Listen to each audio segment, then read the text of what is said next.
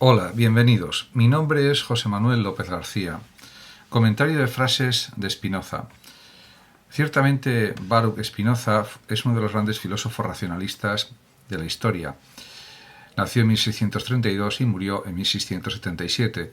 Una vida corta pero muy productiva. Su obra más importante, como se sabe, es su Ética, demostrada de modo geométrico. Realmente escribió también otros tratados, otros escritos, y estuvo muy influido también por el pensamiento de Descartes y de otros pensadores. Realmente es uno de los grandes filósofos racionalistas y podemos decir que su filosofía es un determinismo panteísta o un monismo panteísta también. A partir de ahora comentaré algunos aspectos de su filosofía a través de sus frases y también de su pensamiento. La primera frase que quiero comentar es la siguiente, cuando escribe Spinoza lo siguiente: todo cuanto hacemos debe tender al progreso y al perfeccionamiento. En definitiva, desde la perspectiva racionalista, el cultivo de la inteligencia, el cultivo también de la sensibilidad, del arte, etcétera, es lo que nos hace más grandes como personas y lo que de alguna manera nos identifica con la divinidad. También es cierto que Spinoza había dicho Deus sive natura, natura sive Deus, Dios o naturaleza, naturaleza o Dios. Y por lo tanto diríamos que hay como una integración de lo humano con lo divino y de lo divino con lo humano. Por otra parte, también en otra de sus frases, manifiesta su conocimiento de la psicología humana. Por eso dice: cuantas más causas simultáneamente concurrentes suscitan un afecto, tanto mayor es este. Aquí está analizando la profundidad de la afectividad, de los afectos, de los sentimientos, también en cierto sentido de las emociones. Y diríamos que él da una gran importancia a lo afectivo en la vida humana, a las emociones. Otra de sus frases, que también es célebre y que realmente expresa también su pensamiento, es cuando dice que la mayor de todas las imperfecciones es el no existir. También él habla de que existe un conatus, la perseverancia en el ser, en el existir, que es algo fundamental para comprender la vida de los seres humanos. Y por otra parte, parece que esta frase tiene ciertas resonancias propias de San Anselmo, del argumento ontológico anselmiano, aunque diríamos que desde otra perspectiva. También él reconoce que las emociones tienen una influencia más grande de lo que se piensa en, diríamos, las conductas que desarrollan las personas. Y por eso dice: de todas formas, no son las armas las que vencen los ánimos, sino el amor y la generosidad. También en relación con la cuestión de los placeres, de las satisfacciones que nos ofrece la realidad empírica, la propia vida, él apuesta claramente por la moderación y el término medio, podríamos decir, y por eso dice esto: disfrutar de los placeres en la justa medida en que sea suficiente para proteger la salud. En efecto, hay que huir de los excesos porque pueden producir daños físicos, daños corporales, daños psicológicos, mentales, etc. Y por tanto, diríamos que él fue un ejemplo de estas máximas, de estos principios, ya que tuvo una vida moderada, una vida dedicada a pulir lentes para ganarse la vida, e incluso declinó el ser profesor o catedrático de la Universidad de Heidelberg en Alemania, cargo que le habían ofrecido, ser profesor de la Universidad de Heidelberg, pero lo rechazó de una forma amable, diciendo que quería conservar su independencia de mente y su libertad también para crear su filosofía. Y en una universidad del siglo XVII era muy difícil conservar esa independencia de espíritu, esa independencia filosófica que él quería tener siempre. Por otra parte, también en otra frase muy conocida de Spinoza, afirma el mismo Spinoza que el orden y la conexión de las ideas es lo mismo que el orden y la conexión de las cosas. Aquí existe una especie de identificación entre el mundo espiritual o ideal y el mundo material. Por eso, digamos, su filosofía es un monismo panteísta, entre otras cuestiones. Por otra parte, también es consciente de que en el siglo XVII, que es en el que él vivió, pues había muchas ideas supersticiosas en el ambiente, muchas costumbres también supersticiosas, prejuicios, etcétera, y pues él está en contra de cualquier tipo de superstición, y así lo expresa en esta frase: sé también que es tan imposible que el vulgo se libere de la superstición como del miedo. Y esto es algo que quizás sea propio de la naturaleza humana, porque eso también sucedía, por ejemplo, en la época griega, en la época romana antigua, y eso lo sabía muy bien también Spinoza. Y por supuesto también en la Edad Media, que era una edad supersticiosa por excelencia. Y en ese sentido, pues el miedo a morir, por ejemplo, en la Edad Media era terrible en mucha gente, y eso era algo que enturbiaba la vida de las personas, que la hacía más difícil, que la hacía más triste, etcétera. Por tanto, podemos decir que él considera, Spinoza, que el miedo y la superstición son dos peligros para el ser humano de los que hay que escapar, de los que no se puede tener presente en la mente de ninguna manera.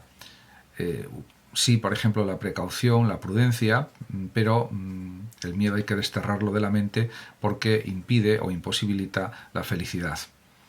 Y la superstición pues también es una forma de engaño que también nos perjudica, porque él siempre consideró que la verdad es lo fundamental en el conocimiento y también en la vida.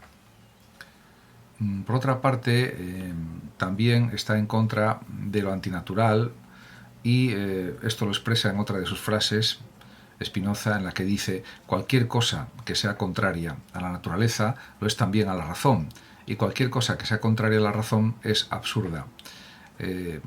Esto se deriva también de sus planteamientos racionalistas, que son originales, aunque están influidos por la filosofía cartesiana. Por otra parte, también valora muchísimo la libertad de pensamiento, de expresión, la libertad ideológica, la libertad de cátedra también, y la libertad de controversia, la libertad de discusión, por ejemplo. Y así lo manifiesta en otra de sus frases, Spinoza, en la que dice: se debe conceder la libertad de juicio, puesto que es una virtud y no puede ser oprimida. En ese sentido, pues está en contra de cualquier tiranía, de cualquier despotismo. No hay que olvidar que el siglo XVII pues era un siglo lleno de poderes absolutos por parte de los reyes. Por ejemplo, está el caso de Luis XIV de Francia, que aunque pues murió a principios del siglo XVIII, durante el siglo XVII pues realmente manifestó, y también a principios del siglo XVIII manifestó, un poder excesivo, absoluto.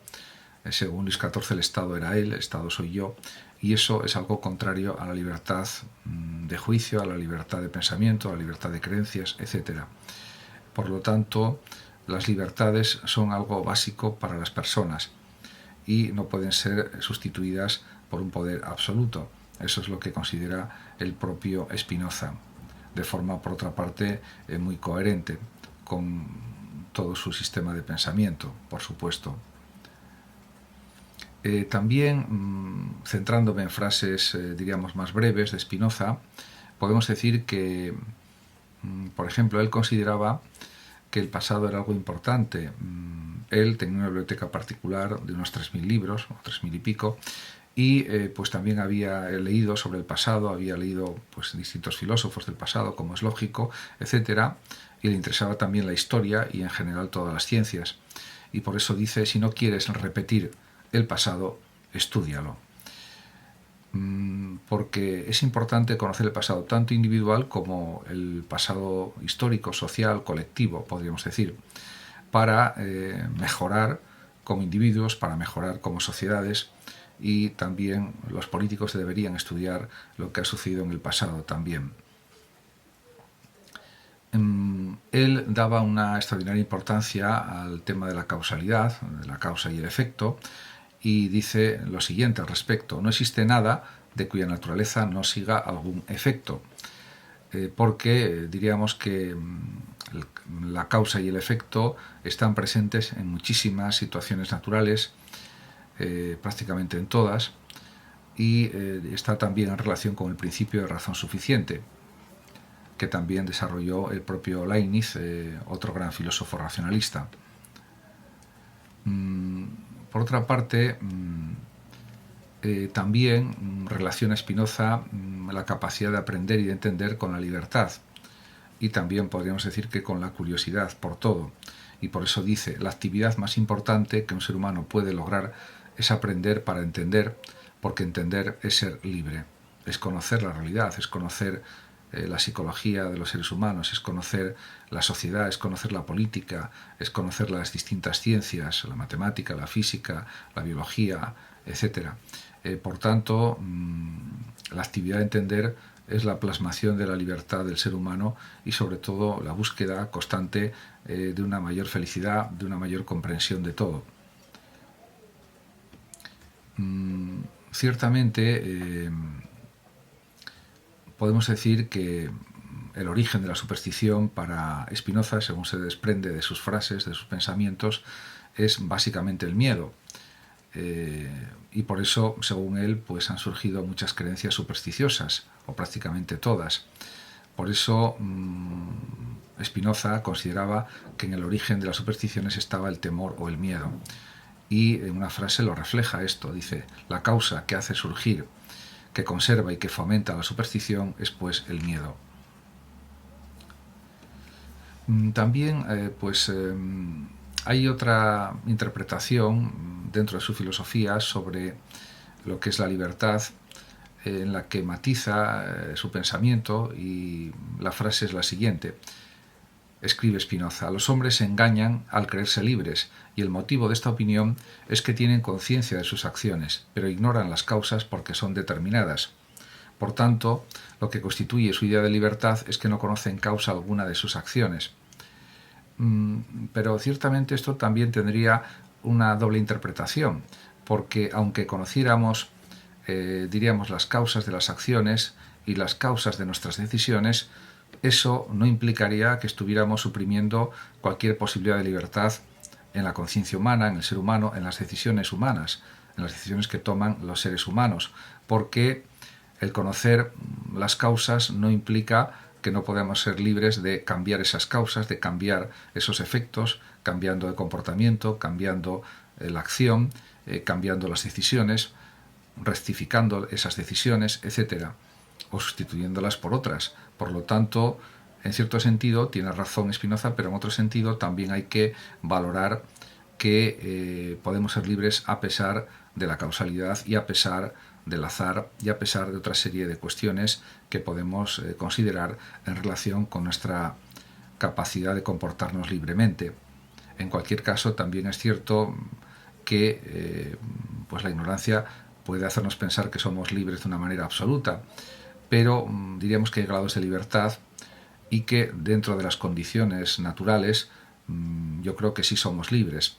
Lo que sucede es que la cuestión fundamental es saber elegir bien libremente.